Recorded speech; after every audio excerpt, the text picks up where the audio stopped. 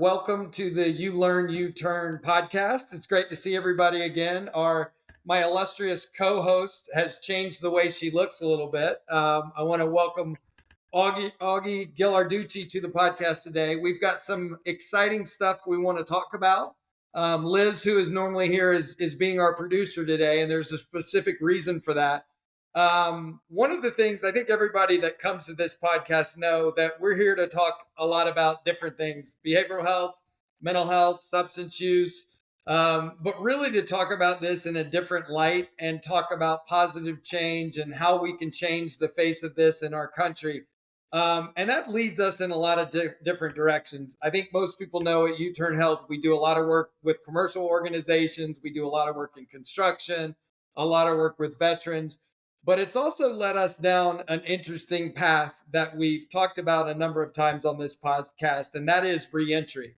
And when we talk about reentry, we are talking about people that have to spend time in jail or prison or home confinement or are on probation, parole, for things that have happened. And unfortunately, there is a large percentage of those people that struggle with some of the stuff that Youturn Health does. And our model has lent itself to be very uh, beneficial for those people that are coming out, trying to re-enter into society, trying to get a handle on their substance use or their mental health issues or those types of things.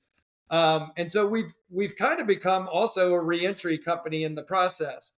Um, Luckily for me, we were at a conference recently, probably about 8 months ago, and met the gentleman that's on the podcast with us today, and just struck up a very cool friendship and was very taken by some of the stuff he has been doing in this field. And so we have joined forces. And the cool thing that we're announcing today is we are launching another podcast underneath the You Learn, You Turn podcast called The Path Forward. Augie will be the host, is sometimes by himself, sometimes with me or other people from Youturn here to kind of talk through his journey, the journey of other people, and how we can help people that are starting this new life. So, welcome to the show, Augie. It's great to see you as always. And how you doing today? Doing great, and it's great to be here. I've been looking forward to this actually for years to hosting a podcast, so it's exciting to be actually doing it right now. That's awesome, my friend. And you have to do us all a favor. One of the podcasts, you're going to have to bring the dog in so we can all see the dog. Augie has a puppy that's now, what is he, over 100 pounds already? 110 pounds. He's 6 months old. Oh my Bull God. Mastiff. Bull Mastiff. And some of you may know I almost said I have six dogs. I have five dogs. So big dog lovers around here. So Augie, let's just get to it. Why don't you share your story? Just give us the whole nitty gritty. Tell us how you got where you are today. And I'll probably interject and ask you some questions, but take it away. My story starts the same way every time. I just feel I want to say this that I was raised by two terrific parents. We were a middle class family. I was taught right from wrong. When I graduated school, I opened my own financial planning and business consulting company that I successfully operated for 14 years. And then I got involved with the wrong people. This goes back to 1996. Hey, And questions. I'm going to interrupt you every now and then. Were you that's married fine. during this time? Were you Yes. family? Like, what was going on? So, married, two young children at the time. My daughter was born in 1990. My son was born in 1992.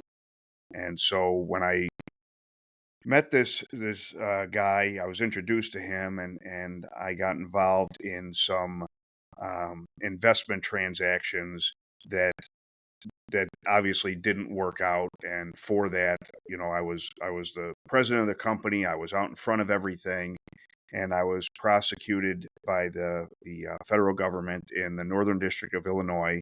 I'm from Chicago, and I was convicted and sentenced to 190 months in prison. And so that's kind of how I got involved in this. And, I say that at the time that I was incarcerated, that this first happened, the only problems I'd had in my life was a couple of speeding tickets. So my first journey into the justice system ended very badly for me. Hey, just some details like FBI come to your house? Did they handcuff you? Like what? How did that all go down? Was it like in the So movies, or was it easy? Was it a simple little? no, the way that it worked is I had somebody that was involved in this group that called me to say that they had received a grand jury subpoena to come to Chicago to, and the grand jury was about me. And so I found out this was 2020. That's probably not a That very fun phone call, right? that it's not a very fun phone call. Yeah. Actually, this was, I'm sorry, 2000. So it was, I at that point knew that I was under investigation. So I got a lawyer, and in uh, 2002, in November, I got the call from my lawyer saying that they're going to indict you and you'll be arraigned next week. And so I went into, and I was released out on a bond, just a signature bond in Chicago. And the FBI never directly confronted me, but as this thing heated up, when I left the house, they'd show up to speak to my family. They went to my parents' house. They, went to the office that I was in, but they would actually wait and see when my car drove away before they would walk in. So I never had any direct contact with the FBI during that time. And you had a legitimate business up to this time. You were making good money. Things were great, and then you entered into this relationship with this guy. And you've told me the story before. You kind of talked through. You didn't necessarily know that you were doing anything wrong. Can you talk through that? Yeah, so I did, up until that point. I had a legitimate business. There was nothing that had ever, you know gone sideways. And Yeah. when I was introduced to this concept, it made sense to me. So, intellectually, I understood it, and he had a contract already in place to provide to investors, and he actually had somebody come down from Canada into Yeah. Chicago, flew in, and he flew up. This guy was in Atlanta, and they um, we did the first transaction just to see how it would turn out, and it turned out great. Turned Yeah. out great. Everybody was happy, and I made. I mean, everybody involved made money, and then it started to move forward. And then the truth of the matter, and I say that I have no reason to lie. I've served my time. The truth of the matter is that when I found out, when I really realized what was going on, that's where in my mind, that's where I went wrong. I could have done something at that point. I could, even if it meant turning myself in, Yeah. and I certainly could have done it for a lot less than 190 months. But I decided I was going to hide behind the contract and suggest that, this, you took on the risk, and so on and so forth. And but when it got in front of the judge, I was on trial for more than 10 weeks. Well, and Um, it's interesting. I have a friend that's talked to me about that before. There comes a moment. It's not, that moment in time where you had to make a decision. That's really where it's not what you did up until that point. It's where you now know that it's a problem. That's where people make the mistake. You could turn yourself in, do the right thing, but it's at that moment where the journey veers off one way or the other. yeah, I figured I could explain, when it came time to talk about going to trial. I figured I could explain to the jury that I didn't intend for people to lose money. Right. And I didn't. But when I found out what was going on, I didn't do anything to change that. I didn't try to in any way remedy that. And that's really what the problem was in my own mind, as far as where I went wrong in this thing. And so I ended up starting. I was, actually, I had two trials. I was tried first in Chicago, and then I had to go out to Fresno, California, for a second trial. So it was a Wow. nightmare. It was an absolute nightmare to even think about it. It was unbelievable how bad my life got during that period of time. And the other interesting part of this is I think most people listening to this, because I was one of those people when I first heard your story, is white collar crime. Yeah, that's not great. You probably had to pay some fines, and I'm sure you went to like a very cush, tent campus where you weren't locked up, and like walk me through what the experience in that little easy prison was. So when I was, what they call a self surrender, because at that point in time, this goes back to now 2005. In the summertime, I had to report, July 18th of 2005, to the prison. up in Minnesota. And when I surrendered, you go inside and they take your clothes and give you a jumpsuit. And they moved me to a cell, and I'm cuffed. And then I go inside the cell, and you put your hands, it's behind you. So you put them through the slot in the door where they can remove the cuffs. And I walked into that cell, which was, I don't know, 6 by 9 with a toilet and sink combination in there. There's a guy sitting on the lower bunk, wearing a pair of gym shorts, and he looks like he's been lifting weights every day of his life. He's got tattoos from the bottom of his chin all the way down. And I thought at that moment I wasn't going to make it. I thought Yeah. I can't do this, and there was no way out. And so So it the was point of this wasn't a cush camp no. style prison. You were in big boy prison.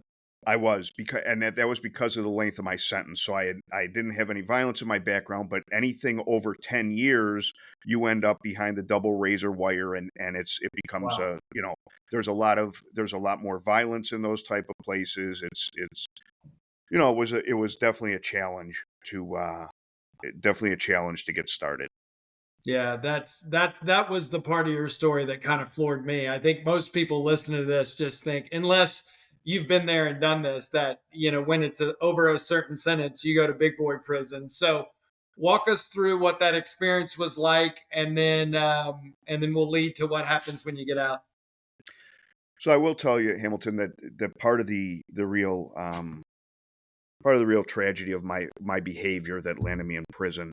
I went away in July. My mother came to see me in September, and it was an unannounced visit. So she just showed up, which, Never good. it wasn't a good thing. And she said that they had found a growth on her pancreas, but they didn't think it was cancer. And she came back with my dad and a couple of my cousins a month later to say it was inoperable pancreatic cancer. And she died on January 11th of 2006. So I was only 6 months, less than 6 months locked up, and that just it put a hole in my heart. I was close with my family, certainly close with my mother. She rode the bus every day to come to my trial, for 10 weeks, and so when that happened, it really set me in a bad frame of mind about everything. And then in March, I was thrown in the hole in segregation, um, and I sat there for 35 days. And I tell people that that's when things started to make sense to me. I was, I had lived my life in a way that it became about money and things, and I had strayed from who I was, and that was the place that I really was able to think about how badly I had behaved and how greedy I had been and how selfish I had been.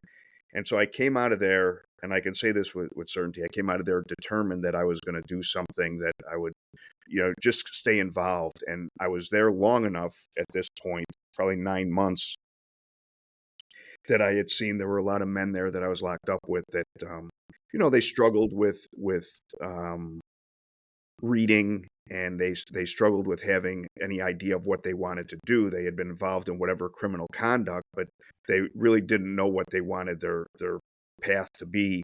And so I came out, and I was determined to teach.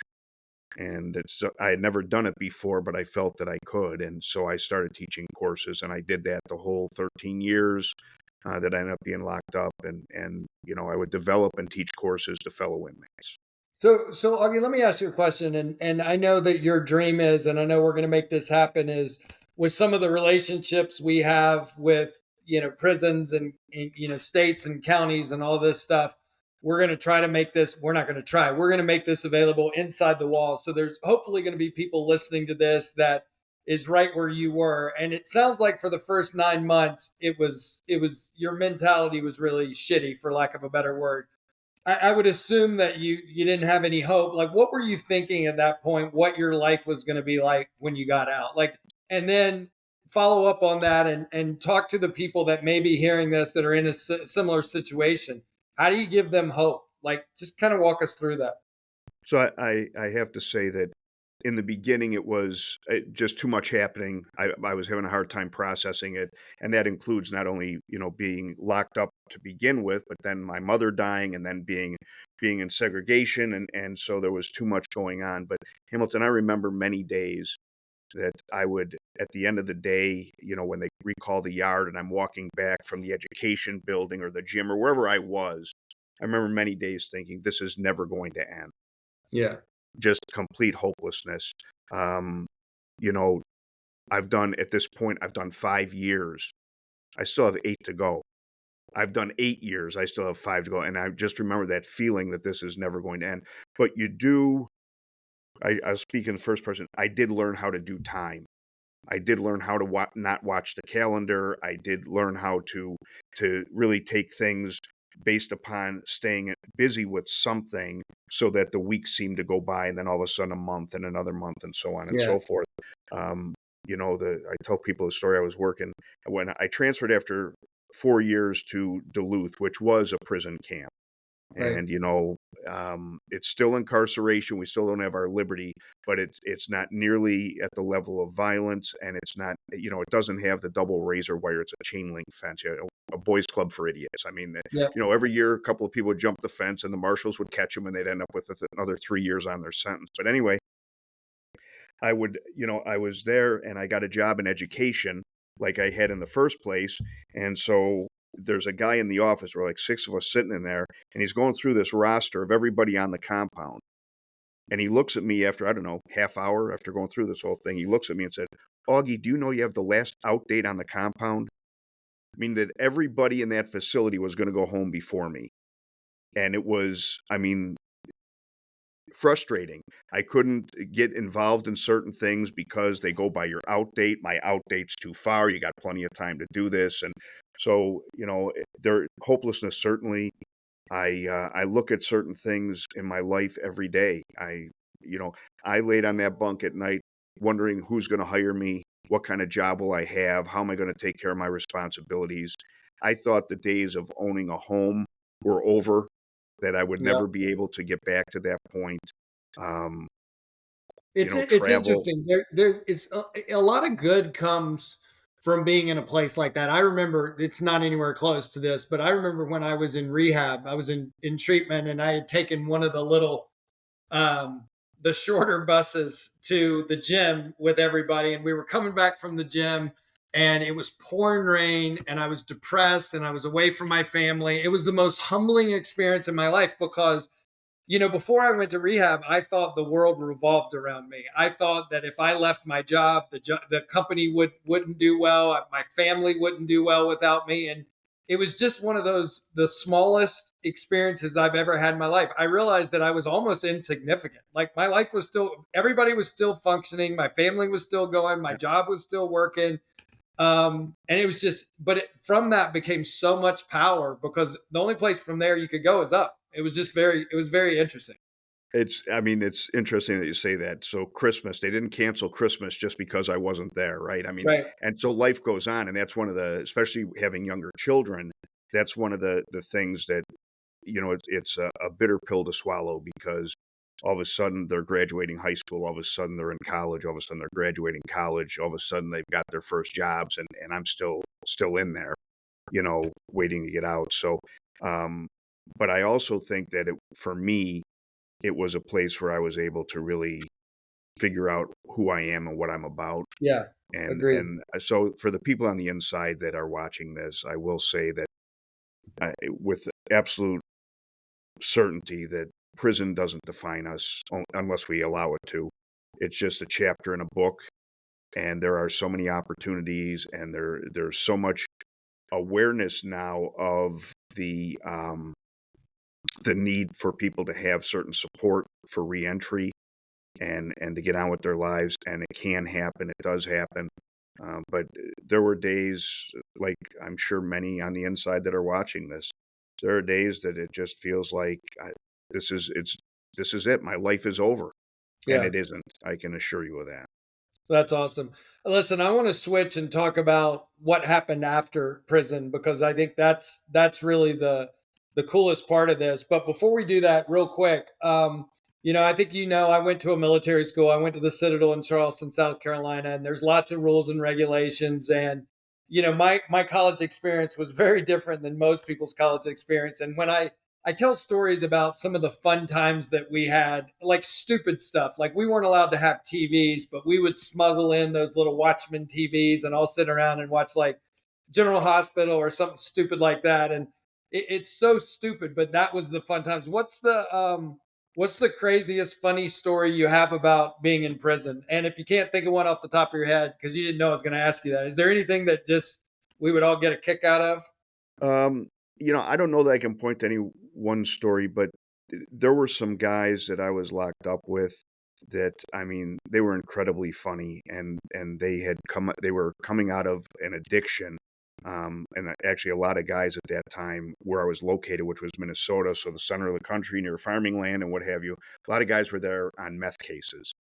And I was so naive, Hamilton, that when I started my sentence, I'd never heard of meth. I had no idea what it was. And then I'm meeting all these guys and they're telling me how they make this stuff. And I'm thinking, you're injecting that or smoking that, putting that in your body. I mean, you're nuts.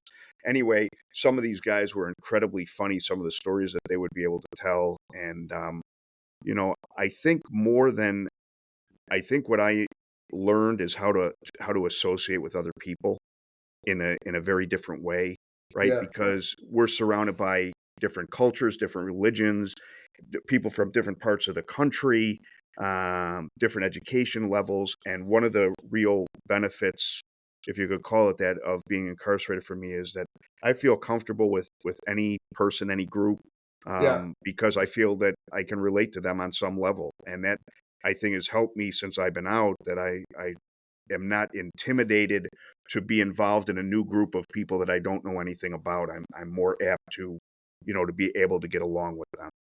No, that's great. And everybody listening, we're going to go a little bit longer than we normally do. I know we try to keep this at around 30 minutes. So if you're busy and you got to go do something else, save it, watch the end of this later. But I want to switch gears and I really want to touch on two things as we move forward here, Augie, is what happened. So you paid your debt to society. I think you were there for 13 years. You do probation for a number of years, you get out. Walk us through what happens afterwards, and then at the end of this, what I want to do is kind of let you tell people what you hope this podcast gives to them and some of the things that'll be coming in the future. So let's switch gears and you get out. What's life like then? So I actually was able to arrange a job while I was incarcerated in the prison visiting room, because one thing about being locked up is we'll talk to anybody about anything, any place, anytime. And so this guy happened to go to the same high school I did. He was visiting a cellmate of mine, and we talked. And then anyway, he ends up hiring me, and I was working for him for about 3 months. And he said that Hey, his hang on dad. a second. Before you do that, you got to tell them the story. People got to understand this. So you get out. You've never seen an iPhone before, right? Yep, I have Tell not. them the story about your first iPhone call. So I get picked up, and my wife Leanne, she hands me the phone, and two of our friends are talking to me live, and it was through FaceTime, which I had no idea what that was. And I joke and say I felt like I was in an episode of the Jetsons, but I'm holding the phone like this, the camera's not picking me up, I don't know where the camera lens is. And it was the technology piece was, I make fun of it, but it was overwhelming. My first day on my new job, the guy tells me, listen, I've got some meetings, I'm going to be gone most of the day, but just set up your LinkedIn profile. And he might as well have asked me to translate a book into Chinese, because I had no idea how to go about doing that. And so I'm fooling around. I knew what LinkedIn was. I mean, I read about it, but I had Yeah, never seen it. And that's there was a hilarious. woman in the office, Holly. She was like an angel. She came up to me probably three-quarters of the way through the day, and she could see that there was something wrong. And she said, can I help you? And I said, Holly, if you would. And so she helped me, get into LinkedIn. And now I'm in LinkedIn all the time, and I've got 6,000 connections, and I enjoy, Yeah, as a place to meet people and what have you. Um, so those challenges certainly came along. When I started working, I was the first guy there every day, because it allowed me to get out of the halfway house. So I left the yeah, halfway house at 5:30 so I could get there at 6. And I was wearing a tie every day, and I was, pretty much the only guy in the building wearing a tie, and yeah, until they told me to stop wearing it, and then I did. Um, and so it was a lot of learning for me, just going to a restaurant. was a different experience. Using Yeah. real silverware as opposed to plastic stuff. Um, Inflation and how I had such a hard time. I had a hard time buying things because I felt everywhere I went I was being ripped off. Yeah. So, it just there's a lot more to reentry than just I need to get a job and have a Yeah. place to A live. lot of There's a shit lot. changes in 13 years, right? Yeah, it does. It does. The main thing is the way people communicate. Yeah. It's all text messaging, and it's not the way certainly a guy my age you know expected it to be. I had never heard you talk about the way you dressed. I think that's funny. I mean, I remember when I was a kid and we would get on an airplane, everybody was dressed up, and now people go on airplanes in sweatpants and shorts but I never stopped and thought about that. You're right. I mean, 20 years ago we all wore suits to work every day, and now, I'm sitting here in shorts with a sweater on so nobody can see my shorts. I'm kidding. But yeah, that's interesting. All right, so tell us about the job and then how this kind of transformed into where you are today. So the guy I'm working for, who's a great guy, says my father wants to meet you, and his father had done some work in Chicago. He created something called the CARA program, and it was for single mothers and helping them with everything from diapers to clothing to help them to get jobs and housing, and just a wonderful man. And so we sat at lunch for a couple hours, and he's just grilling me on questions about what I was doing while I was away and the classes I was teaching and all this stuff. And he said, Augie, I'd like to help you. Can I help you? And I remember what I said. I said, Mr. Owens, I'd be honored. And he said, I'm friends with Tom Dart, the Cook County Sheriff, and I think he's going to want to hear your story. And so he introduces us by email. And the next week, probably 4 or 5 days later, I'm down at 26 in California, which is the jail picture you always see when they've got the Chicago programs. It's a 1 city square mile of buildings and gun towers and razor wire. Anyway, I walk inside and I can honestly say the hair on my neck was standing up, just the Yeah. feeling of being back in there. And I walk into the room and there's this woman who's in charge of programs, and there's like 15 deputies in there with guns and badges and their brown jackets, and she said she saw that I was uptight, and she said, just tell us your story. And they asked me to bring with some of the stuff that I was teaching, some of the courses that I was teaching, and I did. And before the meeting even ended, she said, Augie, we don't have anything like this. We need this. Will you help us out? And so I started going into Cook County Jail January 2nd of 2018. And it was, we're still in there. That we got a 5-year sheriff's office award last year, so we'll be in there at least until 2028. And That's awesome. that's how this started. And I was so at this time, it was me. I had a partner, co-founder Dan Efren, who's great, and he made this a reality. He made sure we had a business office and a copy machine and a website and what have you. But I would be marching in and out of places. So once I got in Cook County, it just kind of took off. So I'm going into treatment centers. I was involved in a diversion program called the Women's Treatment Center. I was in county jails in some of the surrounding counties of Chicago. I was in halfway houses, and so I'm busy 5 days a week. Yeah. And but it's just me walking in with my little workbooks that I had created, and just teaching in person. And then COVID came, and COVID redefined everything because Right. from our business model, I couldn't go in any place. I'm getting calls every week saying, "Hey, we're locked down." And so what happens is a friend of mine he asked me to move down to the Atlanta area and to help him build out his business office. And I told him I could do it then because of COVID, but as soon as things opened back up, I was going second opportunity clearly is what I need to be doing. Yeah, And hang on 1 second because we haven't sure, talked about this. I want everybody to know. So Augie's program, his company is called Second Ops, and one of the cool things we're going to get him to explain a little bit about what that is. He just mentioned it. I want to make sure everybody knew that. And the cool thing about this is with Youturn Health, what we're really trying to do is to put this together so that we can give people the best chance of a new life, or reintegrating into that life again when they come out. Keep going. Sorry, I just want to make sure people knew what you were talking about. That's all right. So anyway, December of 2021, I'm in Aqua, Tennessee, just outside of Nashville, standing on Johnny Cash's stage. And Hamilton, what I didn't mention on this is my last 5 years, I worked as the clerk in the RDAP program, which is the Federal Prison Drug Program. Yep. And really, I was more a tutor because the men that successfully completed the program in the RDAP dorm, they got up to a year off their sentence, so it was a big deal. But in addition to the process groups and the large groups and all those other things, there was a lot of book work to do. And so I would help guys. That was really my job, is to help tutor guys so that they could complete the book work and go home early. Right. But one of the things, and it means more in my head than when I say it, but one of my jobs as being the clerk was to show treatment related movies. So they had this DVD library. And I will tell you that I've seen the movie Walk the Line 100 times. And so when I'm standing on Johnny Cash's stage, surrounded by all his memorabilia and knowing just what I know now, I felt like this is where I'm supposed to be. This is kind Yeah. of a validation that everything leading up to this is where I'm supposed to be. So they brought in a professional film crew, and we were able to create our courses in.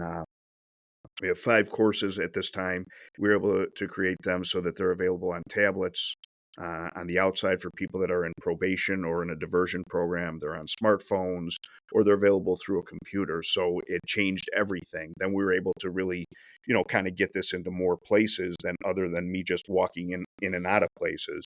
And so that's how it kind of So basically, changed it. you were the program, and you were teaching people this, and COVID really forced you guys to put this and create a real business where, and there's 5 different modules, and again, electronically, you still have people that'll go in and do it in person in the jails and the prisons, but there's 5 different modules that walk us through what those modules are and what that gives to people that go through the program.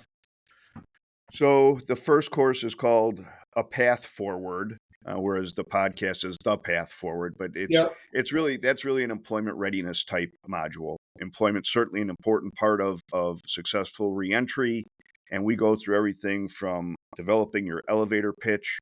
How do I explain a 13-year gap in my resume?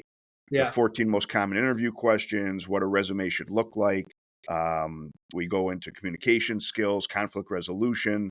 So we go deep on a lot of topics, but again, everything is presented through the eyes of somebody who's been incarcerated for a period of time, and these are the things that I faced, or that others that are involved with us faced, as they journey out of there. The second one is called A Path to Financial Freedom. So I had a lot of guys when I was incarcerated that would tell me they had never had a checking account. They Yeah. never filed taxes because the business they were in, they were living on cash. And if they needed something, they go to the currency exchange and get a money order. Yeah. So this is, again, I got out, I tried to get a car. Guy told me, "Oh, you didn't have bad credit. You're a ghost. You're not even in the system anymore." So I talk about how I was able to establish credit through the process, following incarceration. I talk about housing and how we were actually able to buy a home using an FHA program that works with people who have been incarcerated. So we provide information like that. Third one's called values aligned goal setting, and it's probably my favorite. It's because it helps us to create a process for achievement. What do I want to do? And it works just as well on the inside as it does on the outside. I have people that'll tell me that they learn 3 new words a day so that they'll have a better vocabulary when they get out. We all know, people that Yep. are on the inside know guys that are exercising every day. And if they're in a county jail, maybe their exercise means they're going up a set of stairs 200 times a day or doing push ups or whatever. So it really is the process of achievement. And then we focus on 2 things as far as professional growth.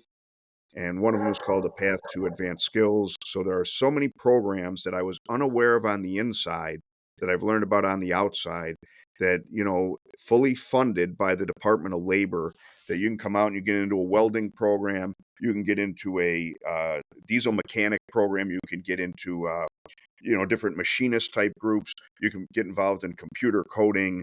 And so there's all these things available that I can take, and most of these programs will provide transportation, they provide breakfast and lunch, so it allows us to try to be successful doing this. And then the last one is a path to higher education. And so we do a lot of work now with organizations, in the jails that we're in, to help people get their GED.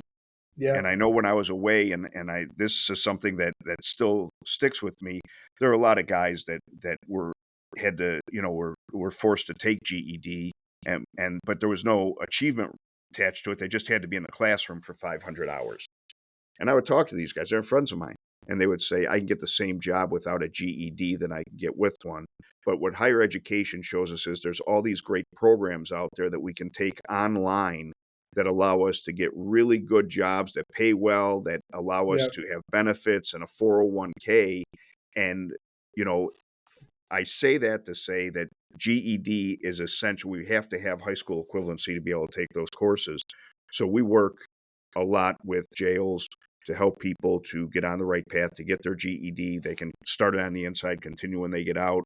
We work with a lot of community colleges that provide the testing. They'll go into the facility to do testing. They'll send instructors in the facility.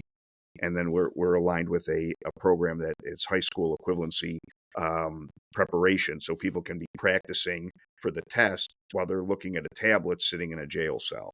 So Yeah, those are. that's awesome. One of the things that struck me as I'm listening to this is, I know, Augie, you have the same philosophy that we have, and that's why we work so well together. Is there sounds like there's all these incredible programs for people coming out, but life is overwhelming as enough. I mean, if I'm coming out of jail and I've got a substance use disorder or a mental health issue, and or even if I don't, and I've got to find a job, and I got to get boots for my new construction job, and I got to get my driver's license reinstated, and then I'm going to try to get my GED, and I don't have a place to live. It's just overwhelming, and the mentality of Youturn Health, and I know the mentality of Second Ops is, we've got to give these people a guide. We've got to give them someone that's been there, that's done that, that can kind of lead them through this and kind of direct them where to go and what to use. And then you throw in a substance use disorder or mental health issue on top of that, and it's almost impossible to expect someone to do what they need to do to get better. What's your thoughts on that? Well, I mean, from a second opportunity standpoint, we're thrilled to be involved with Youturn. I love the work they do. I love the commitment that they have. I love the way that they're out in front of all of this. Because if you're on the inside right now, you know how many people sitting around you are in prison or jail related to some form of substance use. Yeah. Right. And so that's reality. I want to say that when I was in Duluth, they said 75% of the population were there on drug cases. Yeah, it's And crazy. I'm an upbeat guy. I hope you're taking that on this side, but realize this: the numbers are really scary. People that are in prison on a drug case, 4 out of 5 will be in prison 5 years after their release. Yeah. And so we've Well, got to do things. We've got to do things to change that trajectory, right? I mean, we can't let that yeah. keep happening. No, and then you add what's happening with fentanyl. I mean, we've heard. I mean, the someone told me that the 2 days, if you're in a jail or prison on Suboxone, which if you don't know what Suboxone is, prescription drug that takes the place. It's not the right way to say it, but it takes the place of heroin or opioids. There's no respiratory ceiling, so that people don't die from overdose of it. And it helps get you off of heroin. Is basically the best way to say it. And you get out of jail, those people are the most likely to die from an overdose in the first few days because they stop taking their medication. And it's just a horror story. And all I was going to add is, with fentanyl in the mix now, it's not only people have a bad life, it's that they're dying from this stuff. And we've got to stop it. Yeah, yeah, and I mean, that's why it's important, in my opinion, my experience. It's important to have a plan. Yeah. And it's important to have a support network. Not everybody has family to go back to. I get that. And that's why I really love the Youturn peer coaching model, that there's somebody that's there that can, especially during those early months, weeks or months where things are moving so fast and there's so many things we've got to get done, and we've got to make our case manager at the halfway house happy or our probation officer happy, and we're Right. trying to get back with our families. There's so much going on at the same time, that to have somebody that we can, that can relate to what we're going through, has gone through that process. That doesn't mean they haven't stumbled along the way, but they kind of know where the pitfalls are. I think that that's a great part of this, and I think ultimately that's what should drive the whole system, is that it all moves forward, to have somebody that's there to coach us when we release, so that we can avoid a lot of the common places where people will fall down again. No, that's awesome. Well, listen, man, I consider you a good friend, and I'm proud of where you've been and where you are today. I always tell people that I went through hell when I got sober uh, for a long time, and would do it all over again to get to where I am today. And I know I've had that conversation with you. I think you would do the same. So you're doing great work, and we're excited about the future together. But we're more excited about giving hope and advice and education to people that are going through this now, that are out, that have been through this, the families that are a part of this. Why don't you talk a little bit about, and then I'll sum this up at the end with what the schedule is going to be. Why don't you talk about what your vision is for this podcast and what people can look forward to in the upcoming episodes? So my vision for the podcast, it's pretty clear. There's two things I want to do. I want to bring guests on a regular basis that have been incarcerated and have gotten out and gone on to do great things with their life. And I'm not talking about great things as in they cured cancer. Great things are they're out, they're taking care of their family, they're going to work every day, they're maintaining their sobriety, but people that will inspire hope. And we do have some. I've got some really good friends that I've made since I've been out. We have a guy that I was with him a couple of days ago. He is going to the president of the United States. He's one of 300 guests that will be at the president's Christmas party. This guy was locked up for 15 years. He was from the west side of Chicago, a gangbanger, and now he is considered to be a gun violence reduction expert in this country. And this is a guy that was locked up, and so their stories are just Wow. overwhelming. Um, Also want to point out that everything we do, there's a Spanish language component to it. So we're going to have some Spanish language podcasting too. All of our courses also available in Spanish, because we know what's that a large percentage of the population, or some percentage, that their preferred language or their more comfortable language is Spanish. Yeah. Um, the other thing, in addition to having inspirational guests, is I want to bring in resources. I want to bring in companies that hire people with backgrounds. They call them fair chance employers, to talk to you through the lens to say, hey, we're hiring. If you know where we're located, come and see us. We don't hold your background against you. I want to bring in companies that offer things like car insurance to people with backgrounds. See, because if you go without coverage for 6 months, most companies don't want to talk to you. So I want to bring in resources like that. I want to bring in resources that have to do with essential needs, like getting a smartphone and how to get that going. I want to bring in people that are from the field of education to talk about some of the wonderful certificate programs you can take online. And if you're on the inside, just so you know, Pell Grants are again available. So if you're in prison and you want to start taking college courses, you should be able to do so. And so those are the type of things we want to bring with this. And then we do have, and this is the last thing about, which kind of ties it together. We have post-release support. So we have a woman who heads that up. Her name is Crystal, and what she does, somebody gets out, they need a job, they can call us, and we will help and refer them for a job. Right. They need to enroll in SNAP benefits, whatever it might be. We try to help with that. So our ultimate is to have both U-turn and second opportunity in jails and prisons all around the country. If we're not there, I think we need to talk to the facility you're in to say, why aren't we in here? Because the work that we're doing together is targeted to pull all the big levers that equate to successful reentry. Substance misuse education and programs, mental health stuff, things having to do with education, things having to do with advanced skills, um, life skills. Those are all the big levers that help people successfully reintegrate. No, that's awesome. You forgot one thing, dude. I can't believe you forgot it. The family. And I'll touch on this real quick. One of the things that Augie very much believes in is the family component of this, just like we do at Youturn Health. And I know, Augie, you told me one of your dreams. How cool would it be is when you're locked up, you can be listening to this podcast, and at the same time, your wife on the outside can be listening to the same thing. So you want to talk about that real quick? Sure, family is obviously a very important piece of it. And here's the thing about it is that if you're incarcerated right now and your spouse is on the outside and they're thinking, how is he or she going to get a job when they release? It's just going to be another mouth to feed, just more expenses. But when they listen to the podcast and they hear some of these stories, and then they hear the resources that we're going to be bringing to the podcast that say, we'll hire you at X ABC national company or whatever it might be, that will help give them a little bit of peace of mind to say, okay, I know that he or she can get a job when they get out. In fact, there's one of those right down the street. It's only 2 miles away. They don't have their car. They can have a bicycle or they can Yeah. walk to work. And so that's why I want the family involved in this, because they play such a major part. But we also want them to feel positive about reentry. I think a lot of families are afraid of what reentry is going to bring. And I think by going through the guests that we're going to have and the resources, will help to eliminate a lot of that fear of what's it going to be like when he or she comes home.